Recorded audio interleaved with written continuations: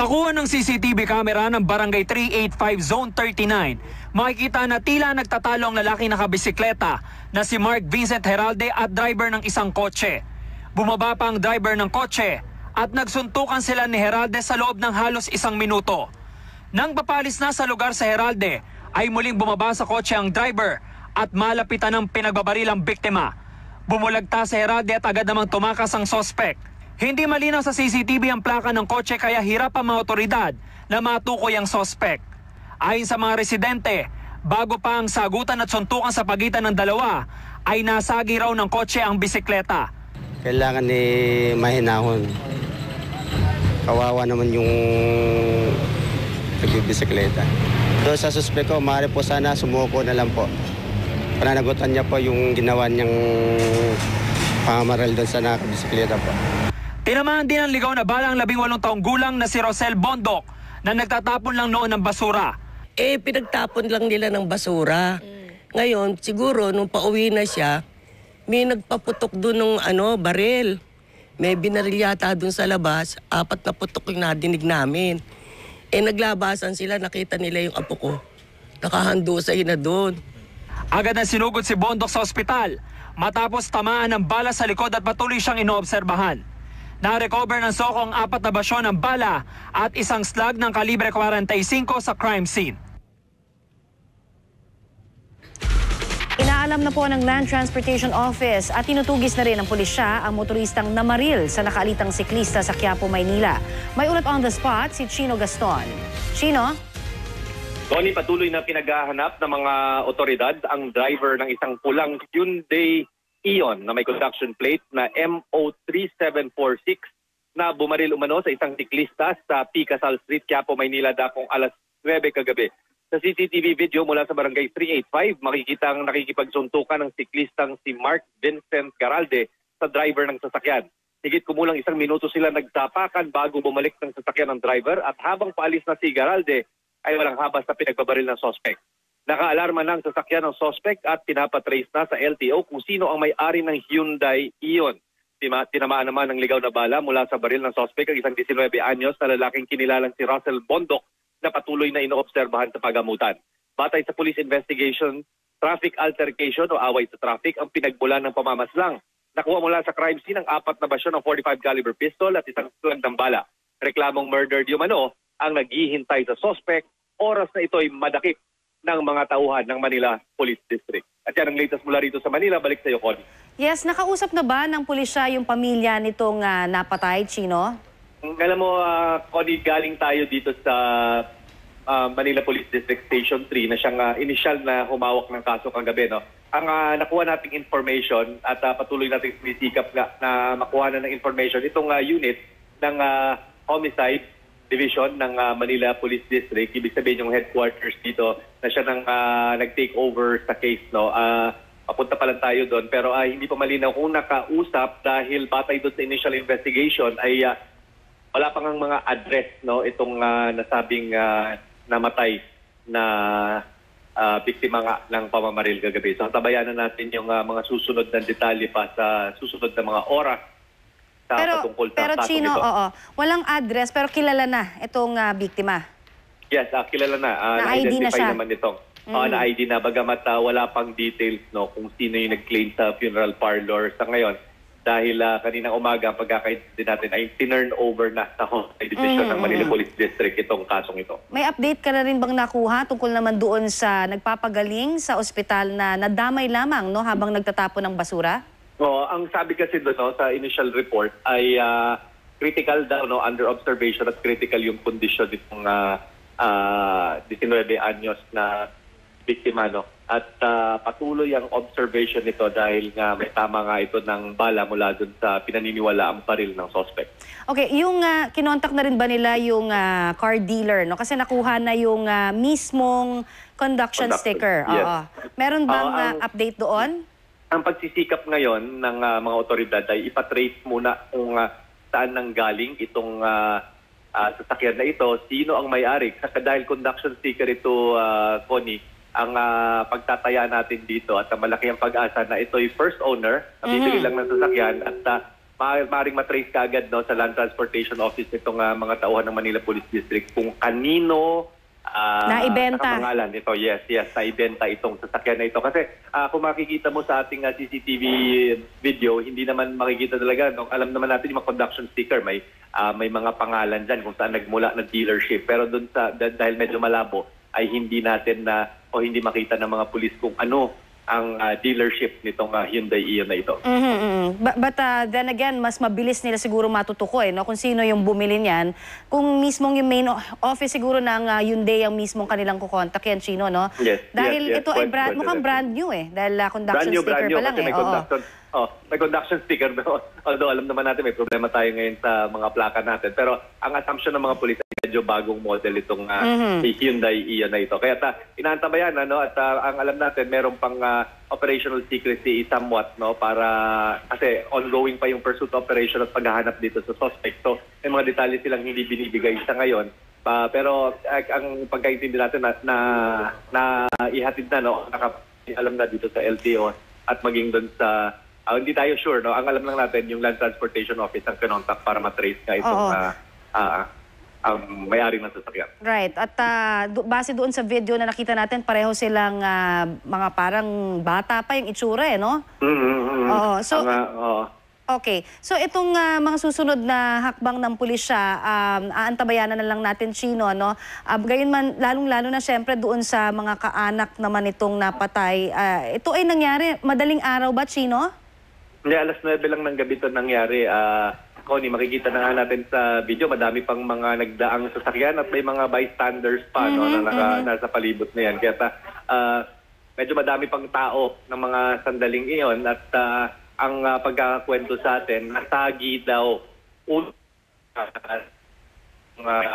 siklista na siyang nung nakaabante na ng konti, nagkaroon ng konfrontasyon na nauwi nga sa suntukan at yun na nga, sa kasamaang loob, nauwi rin sa pabamaril at pagkamatay nitong siklista. Chino, panghuli na lamang, yung nakita kasi natin sa video, napakaraming ang tao pa, di ba, na nakakita dyan. May mga nakasabay pa itong siklista. Ayan, meron pa wala sa bang, video. wala bang nakikipagtulungan ngayon na witness para matuntun itong itsura ng suspect?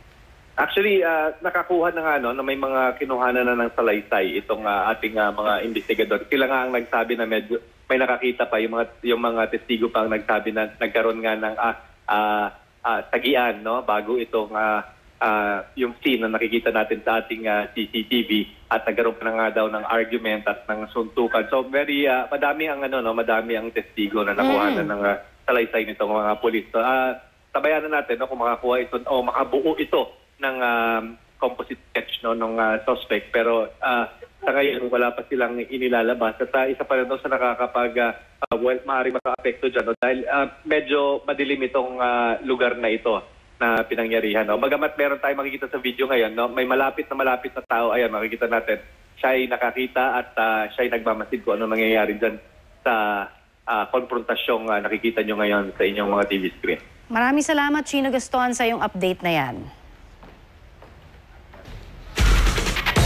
Habang nagtatapo ng basura? Ang sabi kasi doon sa initial report ay critical daw under observation at critical yung kondisyon nitong 19 anyos na biktima at patuloy ang observation nito dahil nga may tama nga ito ng bala mula doon sa pinaniniwala ang baril ng suspect. Okay, yung kinontak na rin ba nila yung car dealer kasi nakuha na yung mismong conduction sticker. Yes. Meron bang update doon?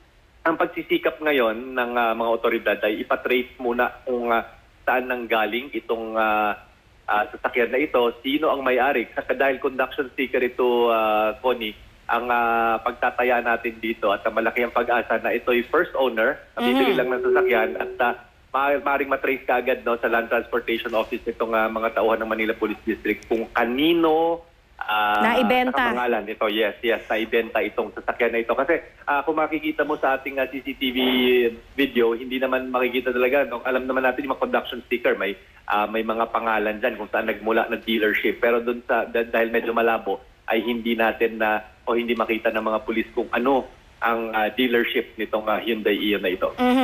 But then again, mas mabilis nila siguro matutukoy, no? Kung sino yung bumili niyan. Kung mismong yung main office siguro.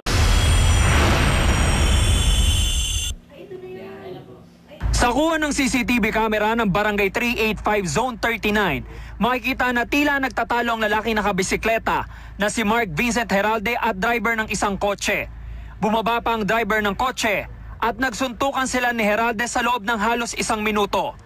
Nang papalis na sa lugar sa Heralde, ay muling bumaba sa kotse ang driver at malapitan ng pinagbabaril ang biktima. Bumulagta si Heralde at agad namang tumakas ang sospek. Hindi malinaw sa CCTV ang plaka ng kotse kaya hirap ang mga otoridad na matukoy ang sospek. Ayon sa mga residente, bago pa ang sagutan at suntukan sa pagitan ng dalawa, ay nasagi raw ng kotse ang bisikleta. Kailangan ni mahinahon. Kawawa naman yung nagbibisikleta. Doon sa suspect ko, maaari po sana sumuko na lang po. Pananagutan niya po yung ginawa niyang pamaral doon sa nakabisikleta po. Tinamaan din ang ligaw na bala ang 18 taong gulang na si Rosel Bondok na nagtatapon lang noon ng basura. Pinagtapon lang nila ng basura. Ngayon, siguro, nung pauwi na siya, may nagpaputok doon ng baril. May binaril yata doon sa labas, 4 na putok yung nadinig namin. Naglabasan sila, nakita nila yung apo ko. Ito ng Hyundai ang mismong kanilang kukontak yan, Chino, no? Yes. Dahil yes, ito ay mukhang brand new Dahil conduction sticker pa lang kasi may conduction sticker doon. Although alam naman natin may problema tayo ngayon sa mga plaka natin. Pero ang assumption ng mga pulis ay medyo bagong model itong Hyundai Ion na ito. Kaya inaantabayan, at ang alam natin meron pang operational secrecy somewhat, para kasi ongoing pa yung pursuit operation at paghahanap dito sa suspect. So may mga detalye silang hindi binibigay sa ngayon. Pero ang pagkaintindi natin na ihatid na, alam na dito sa LTO at maging doon sa hindi tayo sure, ang alam lang natin yung Land Transportation Office ang kinontak para matrace nga itong ang may-ari ng sasakyan. Right. At base doon sa video na nakita natin, pareho silang mga parang bata pa yung itsura, no? So okay. So itong mga susunod na hakbang ng pulisya, aantabayanan na lang natin, Chino, no? Gayunman, lalong-lalo na siyempre doon sa mga kaanak naman itong napatay. Ito ay nangyari madaling araw ba, Chino? Hindi, alas 9 lang ng gabi ito nangyari. Connie, makikita na natin sa video, madami pang mga nagdaang sasakyan at may mga bystanders pa na nasa palibot na yan. Kaya medyo madami pang tao ng mga sandaling iyon at ang pagkakwento sa Tambala. Reklamong murdered yung ang naghihintay sa suspect. Oras na ito ay madakip ng mga tauhan ng Manila Police District. At yan ang latest mula rito sa Manila. Balik sa iyo, Connie. Yes, nakausap na ba ng pulisya yung pamilya nitong napatay, Chino? Alam mo, Connie, galing tayo dito sa Manila Police District Station 3 na siyang initial na humawak ng kaso kagabi. Ang nakuha nating information at patuloy nating sinisikap na makuha na ng information itong unit ng Homicide Division ng Manila Police District, ibig sabihin yung headquarters dito na siya nang nag-take over sa case. Papunta pa lang tayo doon pero hindi pa malinaw kung nakausap dahil batay doon sa initial investigation ay wala pang mga address itong nasabing namatay na biktima nga ng pamamaril kagabi. So tabayanan natin yung mga susunod na detalye pa sa susunod na mga oras sa patungkol sa pero Chino, walang address pero kilala na itong biktima. Yes, kilala na. Na-ID na siya. Naman itong na-ID na bagamat wala pang details kung sino yung nag-claim sa funeral parlor sa ngayon. Dahil kaninang umaga, ang pagkakaintindi natin ay tinurn over na sa Homicide Division ng Manila Police District itong kasong ito. May update ka na rin bang nakuha tungkol naman doon sa nagpapagaling sa ospital na nadamay lamang? Handusay na doon. Agad na sinugod si Bondok sa ospital matapos tamaan ng bala sa likod at patuloy siyang inoobserbahan. Na-recover ng SOCO ang 4 na basyon ng bala at isang slug ng kalibre 45 sa crime scene. Inaalam na po ng Land Transportation Office at tinutugis na rin ng pulisya ang motoristang namaril sa nakaalitang siklista sa Quiapo, Maynila. May ulat on the spot si Chino Gaston. Chino? Connie, patuloy na pinaghahanap ng mga otoridad ang driver ng isang pulang Hyundai Ion na may construction plate na MO3746 na bumaril umano sa isang siklista sa P. Casal Street, Quiapo, Maynila, dakong alas 9 kagabi. Sa CCTV video mula sa barangay 385, makikita ang nakikipagsuntukan ng siklistang si Mark Vincent Garalde sa driver ng sasakyan. Higit kumulang 1 minuto sila nagtapakan bago bumalik ng sasakyan ng driver at habang paalis na si Garalde ay walang habas na pinagbabaril ng sospek. Nakaalarma na ang sasakyan ng sospek at pinapatrace na sa LTO kung sino ang may-ari ng Hyundai Ion.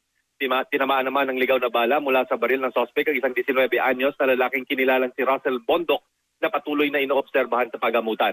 Batay sa police investigation, traffic altercation o away sa traffic ang pinagbulan ng pamamaslang. Nakuha mula sa crime scene ang 4 na basyo ng .45 caliber pistol at isang